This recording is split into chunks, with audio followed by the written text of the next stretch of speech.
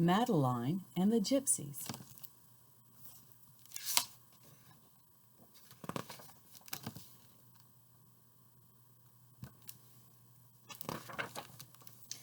In an old house in Paris that was covered in vines lived 12 little girls in 2 straight lines.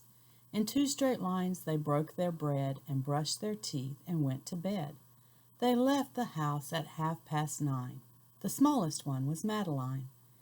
In another old house that stood next door lived the son of the Spanish ambassador.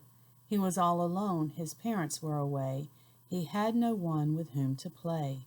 He asked, "Please come, I invite you all to a wonderful gypsy carnival." And so, dear reader, here we go. Up and down and down and up, they hoped the wheel would never stop. Round and round the children cried, "Dear Miss Clavel, just one more ride."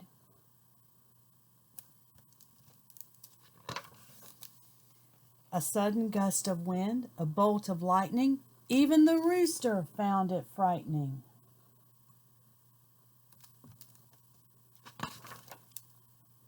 The big wheel stops, the passengers land. How fortunate there is a taxi stand.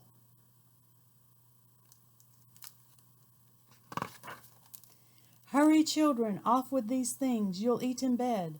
Miss Murphy brings the soup of the evening, it is 9:30. Good heavens, where is Madeline?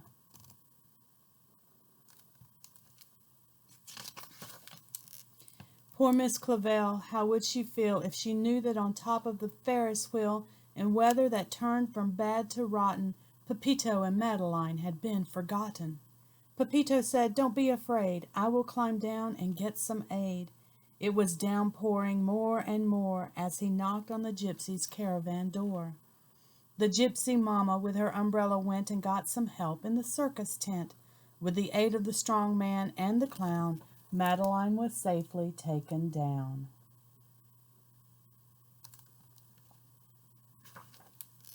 The gypsy mama tucked them in and gave them potent medicine. The big wheel was folded and the tent. They packed their wagons and away they went. For gypsies do not like to stay, they only come to go away.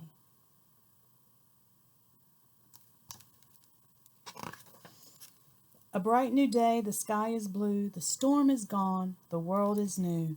This is the castle of Fontainebleau. All this, dear children, belongs to you.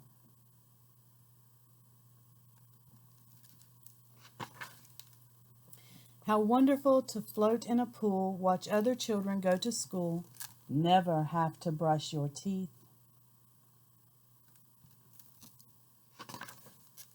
And never, never to go to sleep.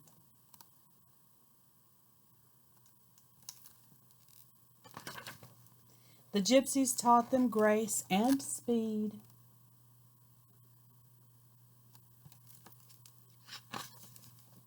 And how to ride the circus steed.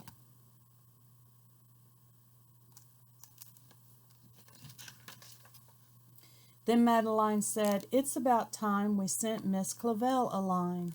Poor Miss Clavel, a shadow of her former self, from worrying because instead of 12 there were only 11 little girls, stopped brushing their curls and suddenly revived when the postal card arrived. "Thank heaven," she said, "the children are well. But dear, oh dear, they've forgotten how to spell." She studied the postmark, and then faster and faster,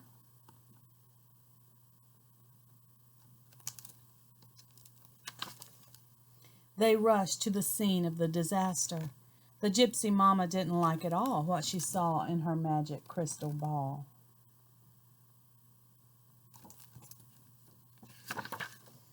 The gypsy mama said, "How would you like to try on this lovely costume of a lion?" With curved needle and some string, she sewed both the children in, and nobody knew what was inside the tough old lion's leathery hide.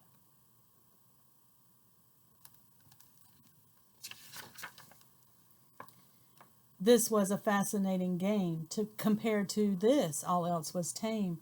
A circus lion earns his bread by scaring people half to death. And after doing that, he's fed. and after that he's put to bed.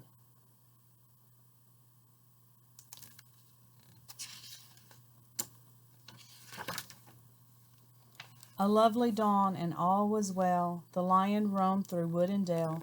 He smelled sweet flowers. He came to a farm.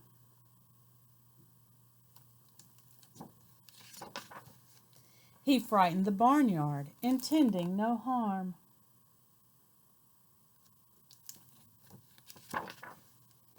They saw a man and said, "Please help us get out of this old pelt." The man was a hunter. He took his gun. He got to his feet and started to run.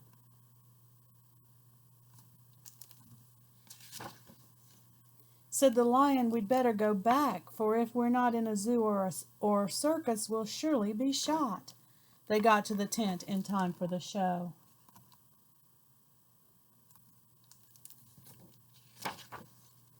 "Look," said Madeline, "they're in the first row." "Oh, yes," said Pepito, "there are people we know."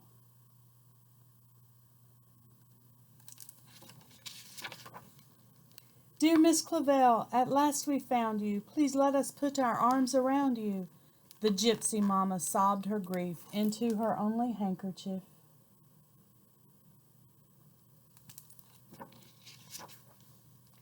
The strong man suddenly felt weak, and tears were running down his cheek. Even the poor clown had to cry as the time to say goodbye. The best part of a voyage by plane, by ship.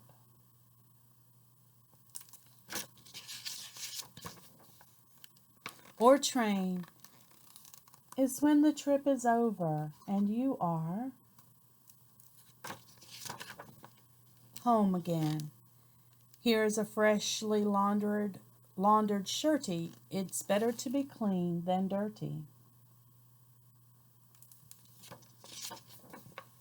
In 2 straight lines they broke their bread and brushed their teeth and went to bed.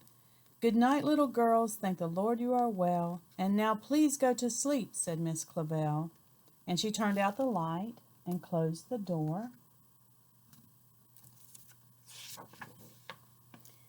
And then she came back just to count them once more.